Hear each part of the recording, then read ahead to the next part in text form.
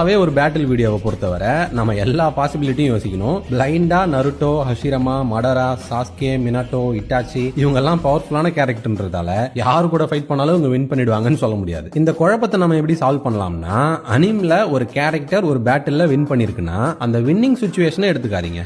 அவனையே அவன் டிஃபீட் பண்ணிட்டானா, அப்ப யாரை வேணா இவனால டிஃபீட் பண்ண முடியும்னு எடுத்துக்கிட்டா அது டோட்டலி ராங் கான்செப்ட். அதுக்கு பதிலா அந்த பேட்டில்ல அவன் யூஸ் பண்ண பவர்ஸ் மட்டும் எடுத்துக்கங்க. எக்ஸாம்பிளுக்கு இட்டாச்சி வெர்சஸ் மினாட்டோ பேட்டில் பாத்துருப்பீங்க. பார்க்கலனா நம்ம சேனல்ல இருக்கும் பாருங்க. அந்த பேட்டில்ல இட்டாச்சி பவர்ஃபுல்லாவே இருந்தாலும், பவர்ஃபுல்லான ஜுட்சுலாம் அவன் கிட்ட இருந்தாலும், ஃப்ளையிங் ரைஜன் மாதிரியான டெக்னிக்கை யூஸ் பண்றவங்க கிட்ட அவனோட பவர்ஸ் எல்லாம் யூஸ்லெஸ் தான். ஏன்னா அவனோட பவர்ஸ் எல்லாமே ஆக்குலர் பவர்ஸ். சோ அவன் இதுக்கு முன்னாடி பவர்ஃபுல்லான கேரக்டர்ஸ் எல்லாம் டிஃபீட் பண்ணிருக்கான்றத வச்சு நாம அவன் எல்லா பேட்டிலுமே வின் பண்ணிடுவான்னு சொல்ல முடியாது. ஆல்ரைட் கைஸ், எல்லாத்தையுமே சொல்லிட்டேன். ஃபைனலா ஒரு கொஸ்டினோட இந்த வீடியோவை முடிக்கலாம். அது என்னன்னா, மினாட்டோவோட ஃப்ளையிங் ரைஜன் இன்ஸ்டன்டேனியஸா இருக்கும் இல்லையா? சோ இப்போ அவன் ஷேடோ க்ளோன்ஸை கிரியேட் பண்ணி ஆப்போனன்ட்டோட 2 கை